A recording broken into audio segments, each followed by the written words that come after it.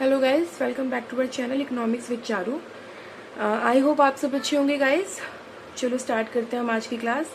ये आज का जो सेशन है हमारा ना, इसमें लास्ट टॉपिक है चैप्टर 1 का। ठीक है, सो इजी सा टॉपिक है, बट थोड़ा सा ऐसा है कि शॉर्ट क्वेश्चंस में आ जाता है, तो और फिर आपको थोड़ा सा नॉलेज भी होना चाहिए। ठीक है, सो स्टार्ट करते हैं हम। जो फर्स्ट टॉपिक है वो पढ़ेंगे, द सेंट्रली प्लान्ड इकोनॉमी। देखो, इकोनॉमी जो होती है ना, वो भी पहले तो हमने पार्ट दिखा था कि मैक्रो इकोनॉमिक्स होता है, माइक्रो इकोनॉमिक्स होता है। ठीक है, वो मैं सबसे स्टार्टिंग में आपको समझा चुकी हूँ उनका डिफरेंस। वो आपको आप उसकी वीडियोस देख लेना तो आपको क्लियर हो जाएगा। जो इकोनॉमी होती है ना, वो भी दो तरीके से रूल आउट होती है।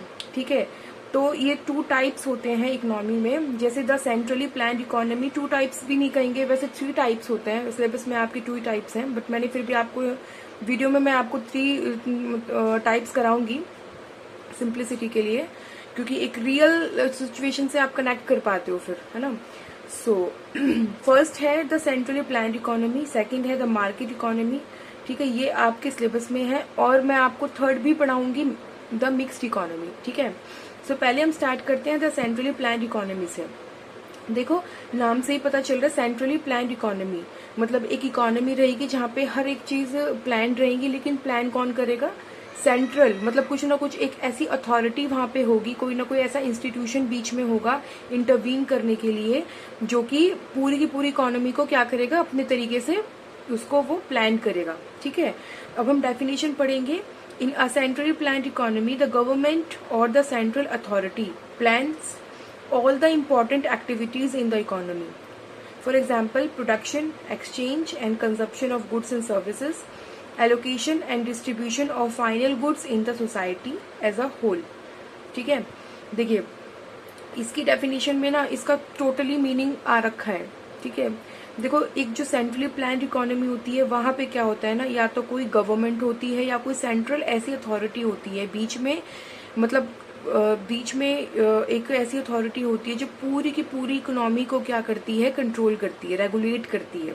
ठीक है, सारी इंपॉर्टेंट एक्टिविटीज को, इंपॉर्टेंट एक्टिविटीज इकोनॉमी में क्या होती है, देखो मैंने आपको बिल्कुल स्टार्टिंग वाली वीडियोस में बताया था कि जो ये प्रोडक्शन होते हैं, एक्सचेंज होते हैं, कंजप्शन होता है, ये सारे क्या होते हैं, इकोनॉमी पिलर्स होते हैं। ठीक है, इकोनॉमी में इन 4 चीजों के बिना एक्टिविटीज नहीं होती, प्रोडक्शन परफॉर्म नहीं होते हैं। ठीक है, तो ये चीजें समझनी बहुत इंपॉर्टेंट होती हैं कि प्रोडक्शन किस तरीके से होता है, कौन प्रोडक्शन करता है, कौन करता है प्रोडक्शन, फर्म्स करती है प्रोडक्शन।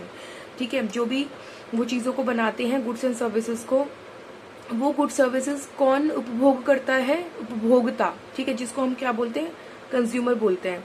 वो कंजप्शन के लिए इन गुड्स एंड सर्विसेज को कंज्यूम करते हैं। ठीक है, फिर क्या होता है, इन गुड्स एंड सर्विसेज का एक्सचेंज भी होता है, अपने खुद के कंट्री में भी होता है और आउट ऑफ द कंट्री भी होता है। ठीक है, जो रिसोर्सेज, जो गुड्स, जो सर्विसेज बनाई जाती हैं, उनका एलोकेशन भी होता है, डिस्ट्रीब्यूशन भी होता है। ठीक है, सो डिस्ट्रीब्यूशन किस में होता है? लोगों में ही होता है, फाइनल गुड्स एंड सर्विसेज का। सो ये सारे एक्टिविटीज कौन परफॉर्म करता है, कितना प्रोडक्शन होगा, किस गुड का होगा, किस तरीके से होगा, मीन ऑफ प्रोडक्शन क्या रहेंगे, मोड ऑफ प्रोडक्शन क्या रहेंगे। ठीक है, कंजप्शन किस तरीके से लोग करेंगे, किस तरीके से लोगों को अवेलेबल करवाना है। हमने पढ़ा था ना कि how to produce, what to produce, ये सारी जो प्रॉब्लम, सेंट्रल प्रॉब्लम्स होती हैं, ये सारी चीजें, इन सब चीजों में डिसाइड कौन करेगा? गवर्नमेंट करेगी अपनी अकॉर्डिंगली।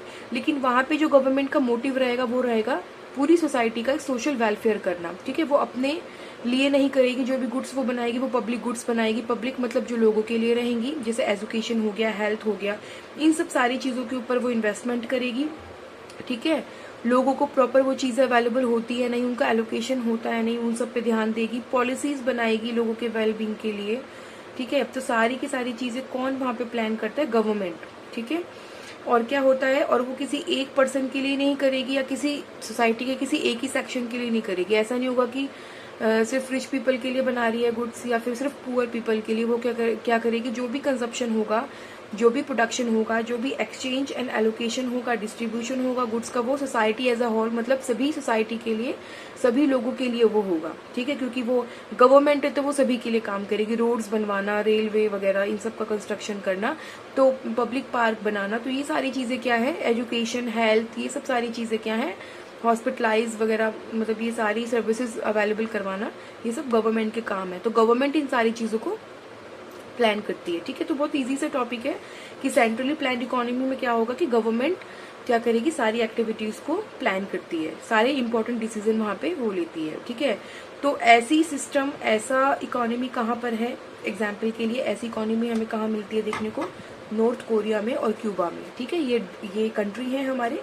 इनमें ये मिलती है। और जो डिस्ट्रीब्यूशन ये करती है गवर्नमेंट, वो कैसा करती है अपने अकॉर्डिंगली इक्विटेबल, मतलब सभी हर सेक्शन को जो रिसोर्सेज है वो अवेलेबल होने चाहिए। ठीक है, सो सेकंड पॉइंट आता है अपना मार्केट इकोनॉमी।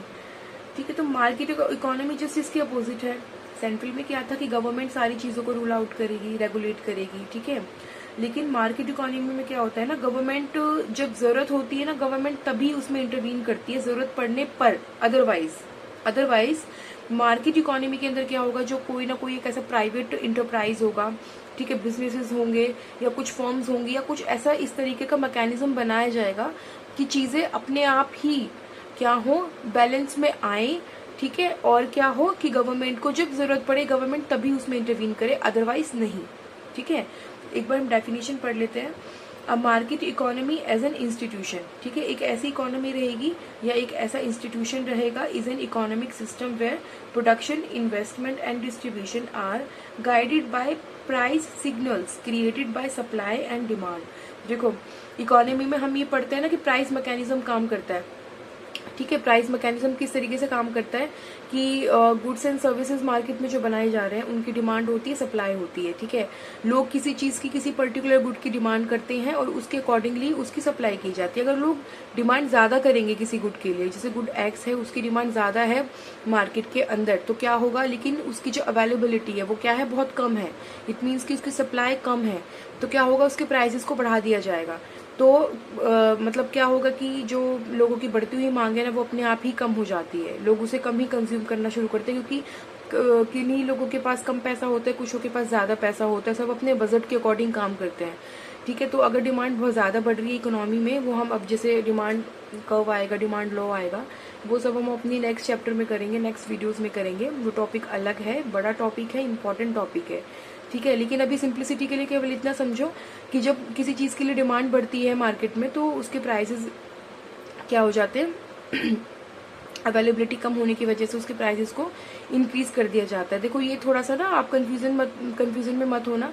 वैसे डिमांड और प्राइस का नेगेटिव रिलेशन होता है, बट यहाँ पे हम डायरेक्ट रिलेशन देख रहे हैं। यहाँ पे जो प्राइस है वो डिमांड की वजह से नहीं बढ़ रहा, वो सप्लाई कम होने की वजह से बढ़ रहा है। ठीक है, जो यहाँ पे डिमांड बढ़ रही है, यहाँ पे किसी भी चीज की अवेलेबिलिटी कम है, हमारे पास शॉर्टेज है, इस वजह से वो चीज महंगी हो रही है। ठीक है, तो वो एक अलग कॉन्सेप्ट है, अभी ज्यादा नहीं सोचना।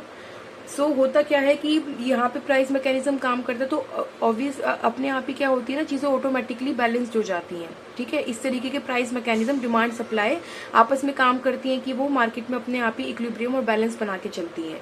ठीक है, फिर क्या होता है कि private in this system private individuals and business on the means of production. ठीक है, कोई ना कोई प्राइवेट इंडिविजुअल होंगे या जैसे बहुत बड़े बड़े जो उद्योगपति होते हैं, बहुत बड़े बड़े जो इंडस्ट्रियलिस्ट होते हैं, ठीक है, बिजनेसमैन होते हैं, वो क्या करते हैं, ज्यादातर मीन ऑफ प्रोडक्शन को, मतलब वही है कि उनके पास ज्यादा पैसा होता है, उनके पास ज्यादा इक्विपमेंट होते हैं, उनके पास ज्यादा रिसोर्सेज अवेलेबल होते हैं। ठीक है, तो वही फैक्ट्रीज लगाते हैं, आधे से ज्यादा प्रोडक्शन वो करते हैं, लोगों को चीजों को अवेलेबल करवाते हैं। And resources with minimal government intervention, government का जो इंटरवेंशन होता है यहाँ पे बहुत कम होता है, गवर्नमेंट का जो इंटरफेरेंस होता है वो बहुत कम होता है। Allowing competition to determining price and the allocation of goods.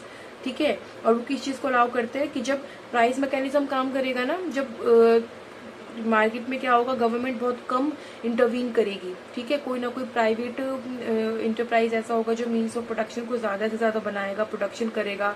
ठीक है, वही उसमें डिस्ट्रीब्यूट करेगा, गवर्नमेंट की जरूरत हुई एसेंशियल सर्विसेज प्रोवाइड करवाएगा और बस, गवर्नमेंट इसे ज्यादा इंटरवीन नहीं करेगा। मार्केट अपने आप बैलेंस में कैसे आएगी कि कंपटीशन के थ्रू। कंपटीशन कब होगा, जब चीजों के प्राइसेस, जैसे वही है कि लोग ज्यादा डिमांड कर रहे हैं, शॉर्टेज हो रखी है मार्केट में, तो उस टाइम पे प्राइसेस को बढ़ा दिया जाएगा। ठीक है, और जब सरप्लस है, जब इतना ज्यादा प्रोडक्शन हो चुका है कि लोग डिमांड ही नहीं कर रहे, हम चाह रहे हैं कि हमारा जो ये स्टॉक है ये मार्केट में आए, तो क्या होगा, हम उस टाइम पे प्राइस को बहुत कम कर देंगे, जो हर सेक्शन, हर सोसाइटी में हर पर्सन क्या है उस चीज को खरीद पाए। तो इस तरीके से प्राइस मैकेनिज्म काम करते हैं। कि वो अपने आप ही फिर मार्केट को, इकोनॉमी को क्या करता है, बैलेंस पे लेके आ जाता है, जो प्राइस मैकेनिज्म होता है। थ्रू प्राइस डिमांड और सप्लाई आपस में क्या हो जाते हैं, इक्वल हो जाते हैं, ठीक है। सो ऐसा सिस्टम कौन से कंट्रीज में होता है, यूनाइटेड स्टेट एंड यूके में, ठीक है। सो ये दो टॉपिक आपको समझ आए। सेंट्रली प्लान्ड इकोनॉमी में क्या होगा, कोई ना कोई एक ऐसा सेंट्रल अथॉरिटी होगा, गवर्नमेंट होगा, जो कि सारी एक्टिविटीज को क्या करेगा, प्लान करेगा। कौन कौन सी activities, production, exchange, consumption, distribution, allocation से रिलेटेड, वो वहां पे गवर्नमेंट ट्राई करेगी कि चीजें इक्विटेबल हो, इक्विटेबल डिस्ट्रीब्यूशन हो, पब्लिक गुड्स बनाई जाए, लोगों की हेल्थ, एजुकेशन, इन सारी चीजों पे ज्यादा ध्यान दिया जाए। नॉर्थ कोरिया, क्यूबा में ये सिस्टम लागू है। मार्केट इकोनॉमी में क्या रहता है कि यहाँ पे कुछ प्राइवेट सेक्टर्स रहते हैं जो पूरे प्रोडक्शन को अपने तरीके से चलाते हैं, अपने हिसाब से चीज़ों को वो जो है बनाते हैं, ठीक है। गवर्नमेंट उसमें कितना इंटरवेंशन करती है, सिर्फ उतना करती है कि जितना लोगों को, जितना इन बिजनेस इंटरप्राइजेस को हेल्प हो सके, कुछ एसेंशियल सर्विसेज वगैरह बनाने के लिए, सर्विसेज प्रोवाइड करने के लिए, ठीक है।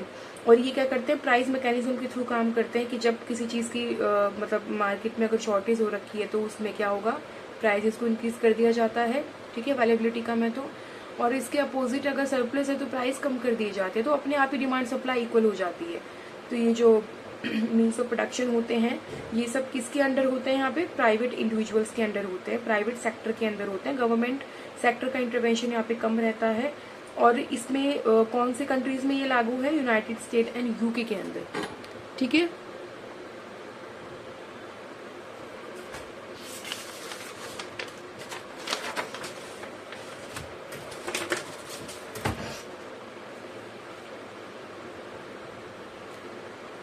तो जो थर्ड पॉइंट है अपना, वो है मिक्स्ड इकोनॉमी। मिक्स्ड इकोनॉमी का देखो मीनिंग आपको नाम से ही पता चल रहा है, जिसमें दोनों का मिक्स हो, मतलब जहाँ पे सेंट्रली प्लान्ड इकोनॉमी प्लस में प्राइवेट सेक्टर्स का भी, जो हमने पढ़ा था मार्केट इकोनॉमी, ठीक है, उन दोनों का ही क्या हो, मिला जुला सा रूप हो, तो उसको बोलते हैं मिक्स्ड इकोनॉमी।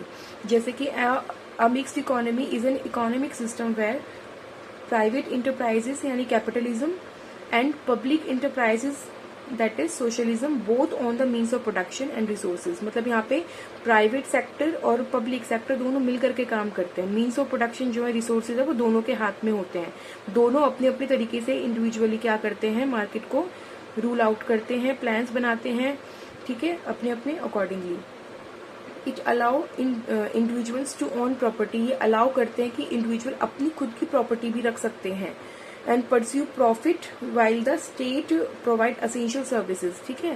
क्या करेंगे, यहाँ पे लोगों को अलाउ किया जाता है कि वो खुद की प्रॉपर्टीज खरीद सकते हैं, जिस भी जहाँ भी उनको लगता है कि हमें इस गुड में या किसी भी बिजनेस में उन्हें अपना इन्वेस्टमेंट करना चाहिए, वो करते हैं। किस लिए करते हैं, ज्यादा से ज्यादा प्रॉफिट मेक करने के लिए, और गवर्नमेंट उसमें उन्हें हेल्प भी करती है, ठीक है, एसेंशियल सर्विसेज भी प्रोवाइड करती है, रेगुलेट करती है इंडस्ट्रीज को एंड इंश्योर करती है सोशल वेलफेयर को भी। मतलब इसमें क्या है, उन दोनों का मिक्सचर है, ठीक है।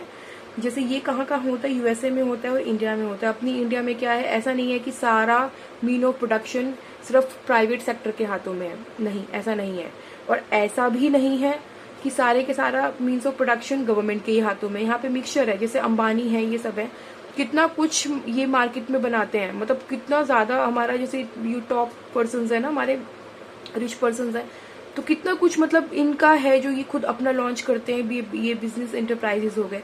और गवर्नमेंट भी यहाँ काम करती है, उनको उनके लिए एसेंशियल सर्विसेज बनाती है, पॉलिसीज बनाती है, और इस चीज का भी ध्यान रखती है कि रिच पीपल के साथ साथ में पुअर पीपल के नेसेसिटीज का भी वो ध्यान रखती है, बेसिक नीड्स का ध्यान रखती है, सोशल वेलफेयर का भी ध्यान रखती है, ठीक है। तो ये सिस्टम कहाँ पर है, यूएसए एंड इंडिया में, ओके। सो नेक्स्ट टॉपिक है ना, छोटा सा टॉपिक है, positive economics and normative economics. थोड़ा डेफिनेशन देख लेते हैं, ज्यादा कुछ नहीं है, बट थोड़ा सा आ जाता है कभी शॉर्ट क्वेश्चंस में। सो पॉजिटिव इकोनॉमिक्स क्या होता है, positive economic focuses on objective facts, data and cause and effect, ठीक है। एंड नॉर्मेटिव इकोनॉमिक्स क्या होता है, while normative economics involve subjective value judgement, जैसे कि व्हाट ऑट टू बी, ठीक है। इसमें क्या होगा, what is and what will be. अब देखो, आप समझते हैं अपनी भाषा में कि पॉजिटिव इकोनॉमिक्स का मीनिंग होता है जो फैक्ट पे बेस्ड होते हैं, कोई भी इंफॉर्मेशन जो फैक्ट पे बेस्ड है, या इन फ्यूचर हम देखते हैं किसी चीज का कॉज एंड इफेक्ट, मतलब किस चीज की वजह से कुछ हुआ है और फिर उसका रीजन क्या है, फिर उसका इफेक्ट क्या है। मतलब एक फैक्चुअली बेस्ड, एम्पेरिकली बेस्ड, एक साइंटिफिक जो रिसर्च होती हैं, जो इन्फॉर्मेशन होती हैं, उनको हम पॉजिटिव इकोनॉमिक्स बोलते हैं, जिसमें बेसिकली हम क्या देखते हैं, व्हाट इज, कि एक्चुअली में है क्या कोई चीज।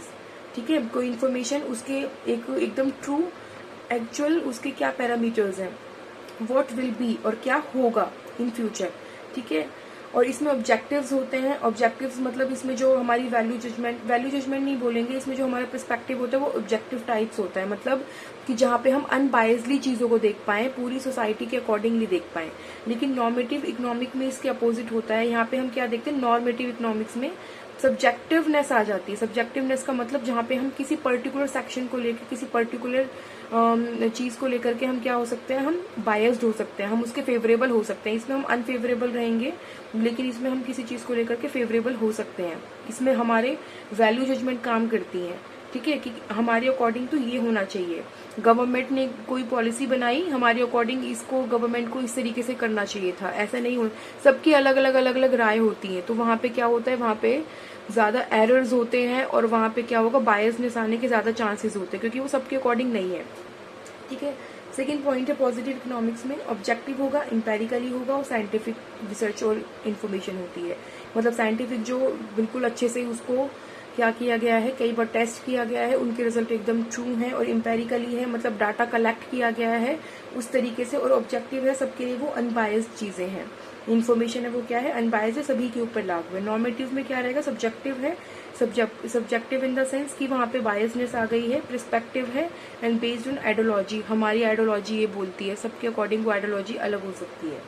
थर्ड पॉइंट होता है for example an increase in the minimum wages will increase unemployment, कि ये बोलता है कि अगर हमारे मिनिमम वेजेस में इंक्रीमेंट होता है, मतलब कॉज आ गया होता है, तो उसका इफेक्ट क्या पड़ेगा, विल इंक्रीज अनएम्प्लॉयमेंट, तो वो अनएम्प्लॉयमेंट को बढ़ाएगा। ये एक फैक्ट बेस्ड क्वेश्चन हो गया, इस पर हो सकता है कुछ रिसर्च की गई हो, तब ये डाटाज इकट्ठे किए गए, बार बार देखा गया हो कि सेम तरीके से चीजें हो रही हैं, तो एक हो गया हो कि हाँ ये कॉज एंड इफेक्ट है इसका, ये इंपेरिकली हो, साइंटिफिक तरीके से इसको देखा गया हो। लेकिन जब हम बोले द गवर्नमेंट शुड इंक्रीज, देखो यहाँ पे जो ये वर्ड आया ना शुड, इससे हमें पता चलता है कि यहाँ पे क्या है, वैल्यू जजमेंट अभी इन्वॉल्व हो गई कि हम गवर्नमेंट को ना क्या करना चाहिए, the government should increase the minimum wages to help the poor, लोगों की हेल्प करने के लिए, पुअर पीपल की हेल्प करने के लिए गवर्नमेंट को क्या करना है, मिनिमम वेजेस को बढ़ा देना चाहिए। जहाँ पे होता है ना चाहिए, ऐसा हो जाना चाहिए, गवर्नमेंट को ये करना चाहिए, तो वहां पे क्या हो जाएगा, नॉर्मेटिव इकोनॉमिक्स होगा। जहाँ पे होता है कि एक्चुअली में ना इतना परसेंट अनएम्प्लॉयमेंट इकोनॉमी में, तो वो एक फैक्ट बेस्ड है। ठीक है, वो इन्फॉर्मेशन एकदम फैक्ट बेस्ड है, एक्चुअल है, तो उसको हम बोलते हैं पॉजिटिव इकोनॉमिक्स। ठीक है, सो आई होप गाइज आपको ये टॉपिक समझ आए होंगे, इजी लगे होंगे। आज हमारा चैप्टर 1 कंप्लीट हो जाता है 11th क्लास में माइक्रो इकोनॉमिक्स में। ठीक है, सो अभी मैं जो आने वाली वीडियोस में क्या करूंगी, इस चैप्टर से रिलेटेड ऑब्जेक्टिव टाइप क्वेश्चंस आपको पोस्ट करूंगी, बहुत बेनिफिशियल रहेंगे आपके लिए, एग्जाम्स के लिए भी, और आपको ये भी पता चलेगा कि आपको कितना टॉपिक समझ आया, आपकी नॉलेज को भी टेस्ट करने के लिए। सो गाइज बने रहना, ज्यादा चैनल को सब्सक्राइब एंड लाइक करना, और तब तक के लिए अपना ध्यान रखना। Thank you.